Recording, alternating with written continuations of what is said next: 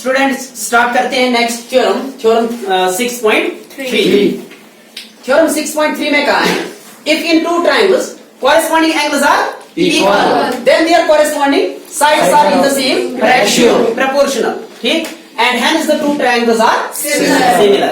Students दो triangles की बात हो रही है कि दो ट्रायंगल्स के अंदर अगर कॉरेस्पॉन्डिंग एंगल्स इक्वल हैं, अगर कॉरेस्पॉन्डिंग एंगल्स इक्वल हैं तब जाके हमें प्रूव करना होगा इट इज गिवन कि दो इनके कॉरेस्पॉन्डिंग एंगल्स इक्वल हैं, तब जाके हमें प्रूव करना होगा कि इनके कॉरेस्पॉन्डिंग साइड्स भी इक्वल हैं, कॉरेस्पॉन्डिंग साइड्स का रेशियो इक्वल, कॉरेस्पॉन्डिंग साइड्स का रेशियो इक्वल होगा। और स्टूडेंट्स हम जानते हैं कि सिमिलर ट्रायंगल्स में कॉरेस्पॉन्डिंग एंगल्स भी इक्वल होते हैं और कॉरेस्पॉन्डिंग साइड्स का रेशियो भी इक्वल होता है।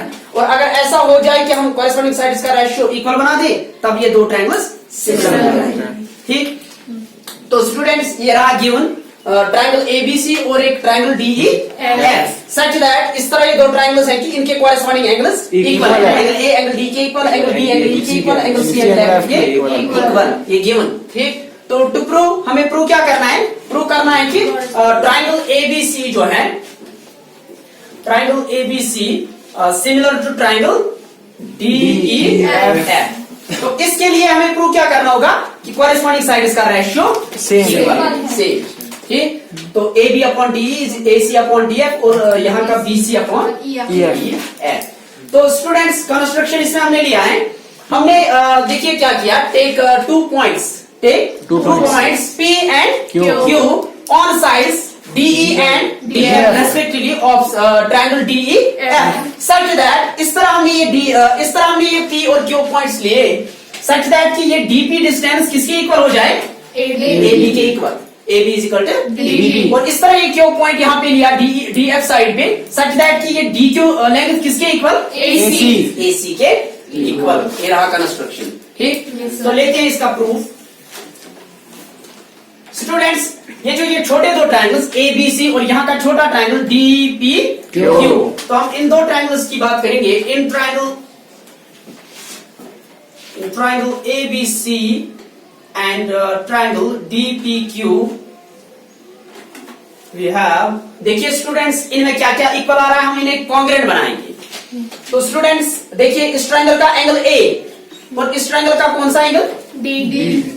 एग्जैक्टली एंगल ए और एंगल डी इक्वल गिवन है, तो इसमें आप लिखेंगे रीजन गिवन, ठीक। और स्टूडेंट्स और बताइए इसमें क्या है, एंगल बी, नहीं इस ट्रायंगल की बात हो रही है, ए बी सी ट्रायंगल और डी पी क्यू ट्रायंगल। यहाँ का ए बी साइड अगर हम देखें वहां की कौन सी साइड की इक्वल, डीपी, क्यों, बाय कंस्ट्रक्शन, बाय कंस्ट्रक्शन, तो इसमें लिखेंगे आप बाय कंस्ट्रक्शन। और स्टूडेंट्स सिमिलरली यहाँ का एसी साइड और यहाँ का डीक्यू साइड ये भी इक्वल, क्यों, बाय कंस्ट्रक्शन।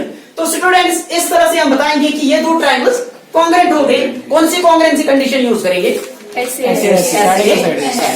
ये देखिए यहाँ का साइड और ये वाला साइड और इन्हीं का बीच वाला एंगल इंक्लूडेड एंगल, तो आप लिखेंगे इसमें therefore triangle ABC congruent to triangle DPQ, triangle ABC is congruent to triangle DPQ by SAS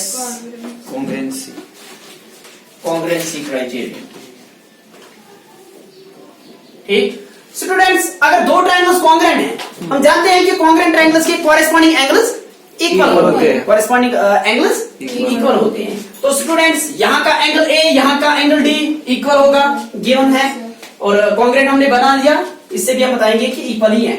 तो यहाँ का एंगल बी, तो इस ट्रायंगल के कौन से एंगल के इक्वल हो जाएगा, DPQ, exactly.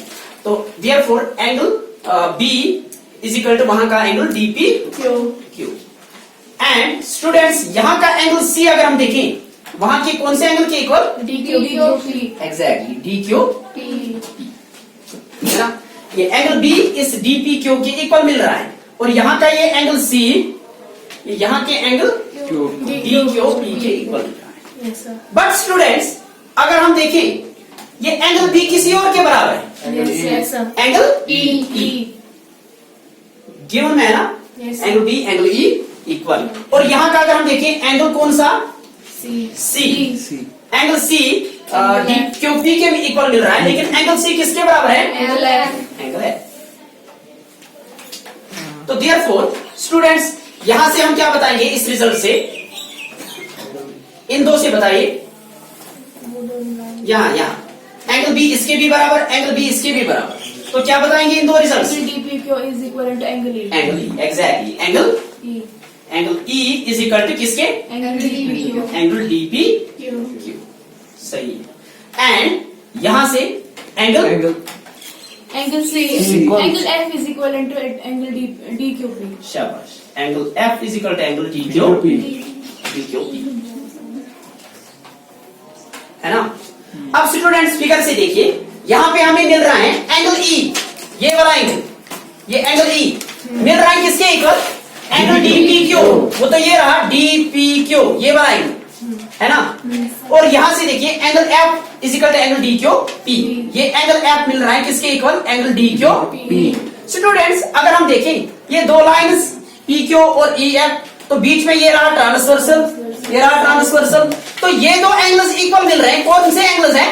Corresponding angles. Corresponding angles. Students हम जानते हैं अगर कॉरेस्पॉन्डिंग एंगल्स इक्वल होंगे तो ये दो लाइंस क्या होंगी? पैरेलल। है ना।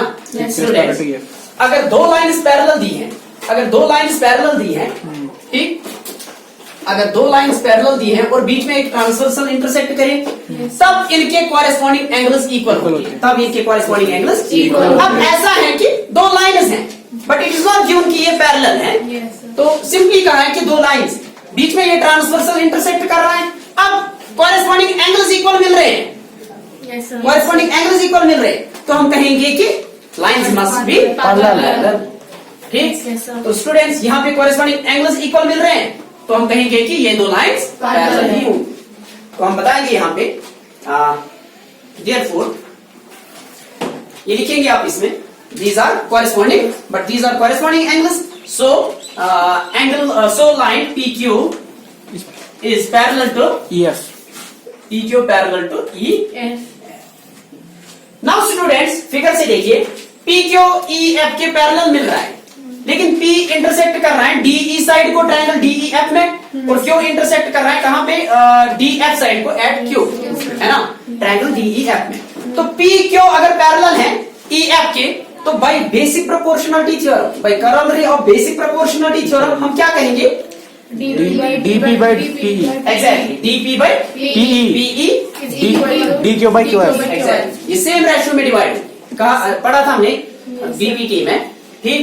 तो हम बताएंगे PQ parallel to EF, therefore by basic proportionality theorem we have क्या मिलेगा? DP upon PE is equal to DQ upon QF. DQ upon Q, Yes. ठीक। स्टूडेंट्स यहां देखिए DP अपॉन PE, अगर DP और PE का मैं एडिशन ले लूं, DP प्लस PE Yes. कितना मिलेगा? DE. पूरा DE मिलेगा, Yes. है ना। और स्टूडेंट्स यहाँ पे देखिए DP प्लस PE, अगर हम करें DP प्लस PE, वो क्या देगा? DE, तो ये ऊपर मिलेगा हमें DE। वो एडिशन हम कैसे कर सकते हैं? प्लस वन करने से, जैसे कल किया था टर्म नंबर 2 में। तो DP plus DP upon DE plus 1 करेंगे तो क्या मिलेगा? DP प्लस क्रॉस से DE, DP प्लस PE क्या देगा हमें? डिवाइड क्या है? PE, तो ये क्या देगा? DP plus PE DE upon PE। Similarly यहाँ पे प्लस 1 करने से DQ plus QF, DQ plus QF क्या देगा? DF divide QF। लेकिन स्टूडेंट्स DE अपॉन PE मिल रहा है, हमें DE तो चाहिए लेकिन डिनोमिनेटर में चाहिए ना, और डिवाइड रेसिप्रोकल हम कर सकते थे, बाद में हम रेसिप्रोकल ये जो DE मिला DE अपॉन PE, लेकिन ये DE चाहिए डिनोमिनेटर में। अब हम रेसिप्रोकल करते तो क्या मिलता? PE अपॉन DE, DE तो डिनोमिनेटर में मिला अब रेसिप्रोकल करने से, लेकिन ऊपर क्या मिला? PE, लेकिन ऊपर क्या मिलना चाहिए? A, है ना। Yes, sir. अब ये PE की जगह अगर में DP मिलता, उस DP को हम रिप्लेस कर सकते थे AB से, क्योंकि वो तो इक्वल है ना, डीपी Yes, और sir. एबी इक्वल है ना बाय कंस्ट्रक्शन। Yes, sir. ठीक, तो इंस्टेड हम क्या करेंगे यहाँ पे, पहले हम एडिशन नहीं करेंगे, पहले हम यहाँ पे रेसिप्रोकल Reciprocal करेंगे। Taking reciprocals on both sides, taking reciprocals on both sides we get PE upon DP is equal to यहाँ से QF अपॉन DQ, इसे लिखोगे taking reciprocals on Both both sides. अब स्टूडेंट्स ऐड करेंगे 1 बोथ साइड से, PE upon DP plus 1 is equal to QF upon DQ plus 1 implies that DE plus, ये देखिए LCM मैंने लिया यहाँ पे DP, तो DE मेरा ऊपर, DP. सॉरी PE प्लस क्या मिलेगा, DP है ना, Yes, sir. क्रॉस से भी आप कर सकते हैं, इज इक्वल टू यहाँ पे देखिए QF upon LCM DQ, QF plus DQ, तो implies that students PE plus DP, figure पे देखिए PE प्लस DP क्या देगा, DE divide DP is equal to QF, ये रहा QF प्लस DQ क्या देगा, DF divided by DQ. DQ। ठीक, तो स्टूडेंट्स अब आप देखिए यहाँ पे हम फिर से देखिए DE अपॉन DP मिल रहा है, लेकिन इस DP को हम रिप्लेस कर सकते हैं, DP को रिप्लेस कर सकते हैं AB से, Yes, तो ये AB मिल सकता है, Yes. लेकिन हमें DE अपॉन AB नहीं चाहिए, हमें DE अपॉन AB नहीं चाहिए, AB अपॉन D, तो क्या करेंगे, Reciprocal. रेसिप्रोकल, तो हम कहेंगे taking reciprocals, again taking Reciprocals. Reciprocals on both sides we get DP upon DE is equal to यहाँ से DQ upon DQ DF. upon DQ upon DF.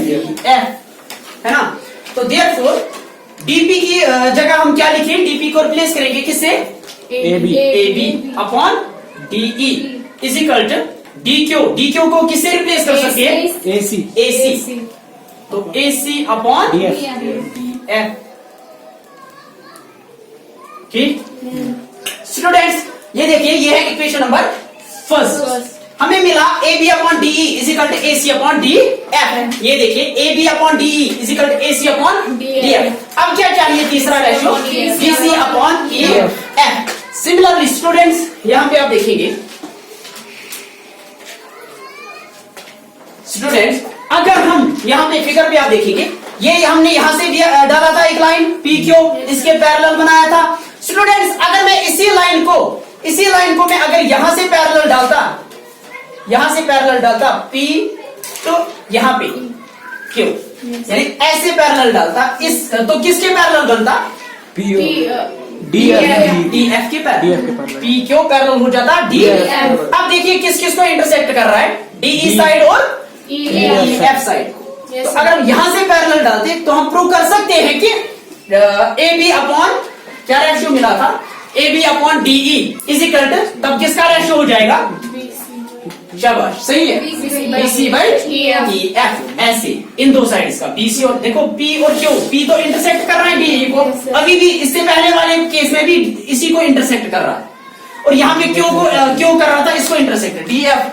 लेकिन ऐसे लाइन से लेने से क्या हुआ, उसी साइड DE को फिर से इंटरसेक्ट कर रहा है, लेकिन अब DF के बजाय किसको इंटरसेक्ट कर रहा है, DF को। तो नेक्स्ट रेशियो क्या आएगा, ऐसे लेने से, लाइन ऐसे लेने से क्या मिलेगा, रेशियो शाबाश AB upon DE is equal to BC upon, तो इसमें आप लिखेंगे similarly we can prove that